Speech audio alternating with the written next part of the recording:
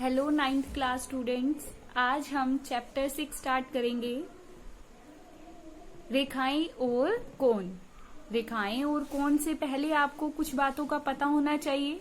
तो हम जो आपने 8th क्लास में पढ़ा है उसको हम एक बार दोहराएंगे। क्या है? बिंदु।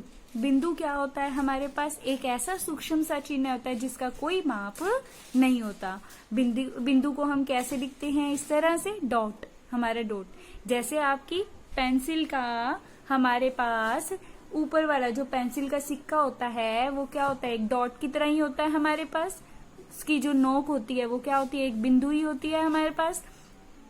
रेखाखंड। रेखाखंड क्या होता है? दो बिंदु। अब हमारी दो बिंदु मान लीजिए ए और बी हैं। इनको अगर मिला दिया जाए, दो बिंदुओं को जोड़ने पर हमें एक रेखाखंड प्राप्त होता है। जैसे आप चॉकलेट खाते हो, चॉकलेट क्या है? दो बिंदु खत्म हो जाती है ना चॉकलेट हमारे पास। दो बिंदुओं से जो चॉकलेट हो गई, आपके स्कूल के चॉक्स हो गए, वो क्या है? रेखाखंड का ही उदाहरण है। जैसे ट्यूबलाइट है, घर की ट्यूबलाइट है, वो भी क्या है? एक रेखाखंड का उदाहरण है।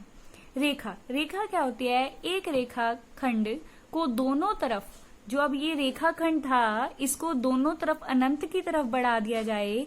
अनंत की तरफ बढ़ा दिया जाए। ये तो मैंने बस नाम दिया है, वैसे होता नहीं है। यहाँ पर कोई इसका अंत बिंदु नहीं होता, कोई भी अंत बिंदु नहीं होता। एक रेखाखंड को आप कहाँ तक? अनंत तक बढ़ाते जाएं तो वो क्या बन जाता है? हमारी रेखा बन जाती है। किरण क्या होती है? वह रेखा जिसका सिर्फ एक ही अंत बिंदु होता है। जैसे सूर्य की किरण क्या होती है हमारे पास? उसे बोलते हैं रेखा, जिसका सिर्फ एक ही बिंदु अंत बिंदु होता है। वैसे वो अनंत तक चलती रहती है। तो हमने क्या पढ़ा? बिंदु। बिंदु क्या है? जिसकी ना ही लंबाई होती है ना ही चौड़ाई। दो बिंदुओं से मिलकर जो रेखा बनती है वो क्या बनता है? जो रेखाखंड हमें प्राप्त होता है, ये रेखाखंड है हमारे पास। ए बी क्या है? रेखाखंड। रेखा क्या होती है? रेखाखंड को दोनों तरफ से अनंत तक बढ़ा दिया जाए, वो बनती है रेखा। और किरण क्या होती है? जिस रेखा का सिर्फ एक ही अंत बिंदु होता है उसे हम क्या कहते हैं? किरण कहते हैं। अब उसके बाद प्रतिच्छेदी रेखाएं क्या होती हैं? प्रतिच्छेदी रेखाएं, जब दो रेखाएं देखिए, दो रेखाएं एक बिंदु पर मिलती हैं, यहाँ पर एक प्रतिच्छेद करती हैं एक बिंदु पर। इस बिंदु को हम ओ बिंदु को क्या कहते हैं? उभयनिष्ठ बिंदु। दो रेखाएं जब एक बिंदु पर मिलती हैं तो उन्हें प्रतिच्छेदी रेखाएं कहते हैं। प्रतिच्छेदी रेखाएं कहते हैं। अप्रतिच्छेदी रेखाएं क्या होती हैं हमारे पास? ऐसी सीधी रेखाएं जो कभी भी कोई भी उभयनिष्ठ बिंदु साझा नहीं करती, दोनों में कुछ भी कॉमन नहीं होता। जैसे हमारे पास रेल पटरी होती है, दरवाजे की सीखें होती हैं हमारे पास, वो क्या होती हैं? अप्रतिच्छेदी समांतर रेखाएं भी बोलते हैं इन्हें। क्या बोलते हैं? समांतर रेखाएं, जो कोई भी उभयनिष्ठ बिंदु साझा नहीं करती। प्रतिच्छेदी क्या होती हैं? जो उभयनिष्ठ बिंदु साझा करती हैं। और अप्रतिच्छेदी रेखाएं होती हैं जो कोई भी बिंदु साझा नहीं करती। अब कोण क्या होते हैं? जब दो किरणें एक ही अंत बिंदु से प्रारंभ होती हैं। जैसे अब हमारे पास ये दो किरणें हैं, ओ बी किरण है, यहाँ से ये ओ ए किरण है हमारे पास। यहाँ पर ओ ए, इसको नाम दे दिया, यहाँ पर कोई भी एक नाम दे दिया यहाँ पर।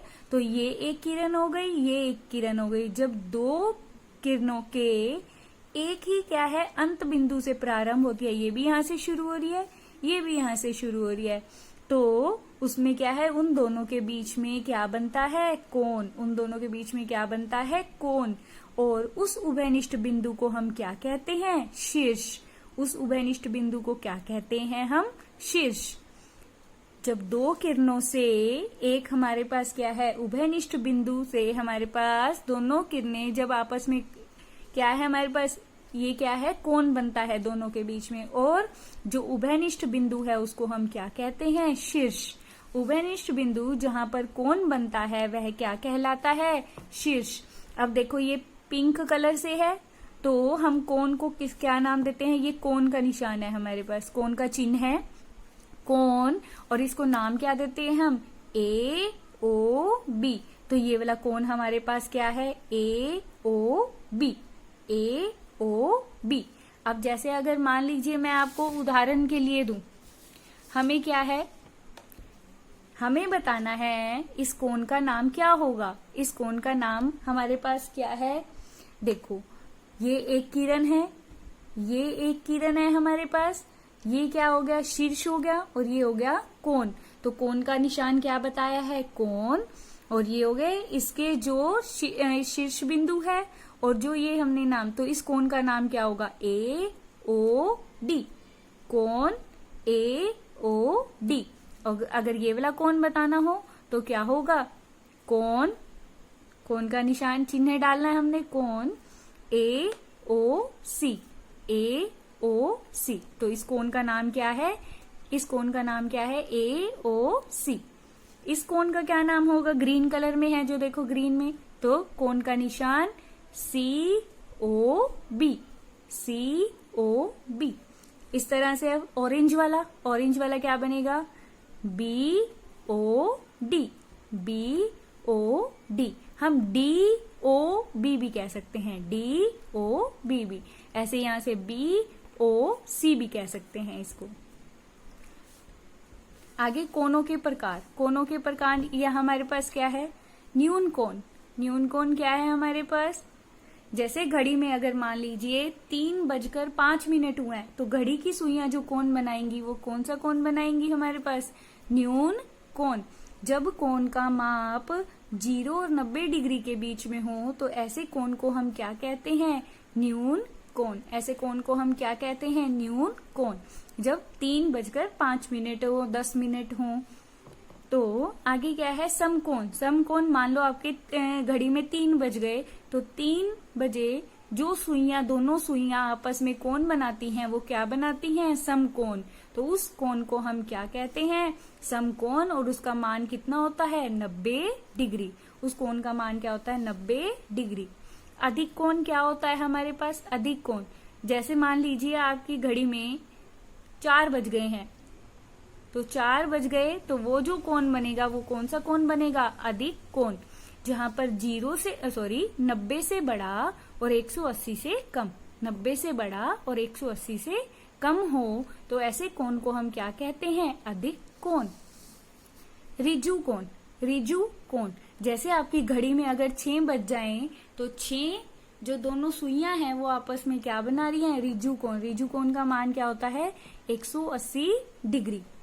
और प्रतिवर्ती कोण क्या हो गया हमारे पास, ये पूरा, ये क्या है, प्रतिवर्ती कोण।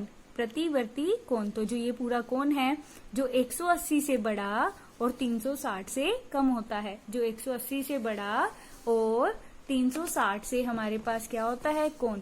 न्यून कोण क्या होता है, जो 0 और 90 के बीच में होता है। समकोण क्या होता है, जो 90 डिग्री का होता है हमारे पास। अधिक कोण क्या होता है, जो 90 से बड़ा और 180 से छोटा। रिजु कोण क्या होता है, जो पूरा 180, जैसे 6 बज गए, 4 बज गए, 3 बज गए, 3:10 हुई, तो इस कोणों को हम इस तरह से हम देख सकते हैं घड़ी में। तो प्रतिवर्ती कोण क्या हो गया, जो 180 से बड़ा और 360 से क्या होता है हमारे पास, छोटा होता है। अब देखिए आगे पूरक कोण क्या होते हैं हमारे पास। पूरक कोण, पूरक कोण जिन दो कोणों का योग एक समकोण मतलब 90 डिग्री होता है, वे दो कोण जिनका योग हमारे पास क्या बन जाए, 90 डिग्री का हो जाए, तो उसे कहते हैं हम पूरक कोण। जैसे मान लीजिए, अब पहले कोण का नाम देते हैं हम। कोण क्या है ये अपने पास बताइए, जैसे हमने कोण किया था, ये क्या है हमारा शीर्ष बिंदु है हमारे पास। ये कोण का नाम क्या होगा, कोण ए ओ बी, और इस कोण का नाम क्या होगा, सी ई डी।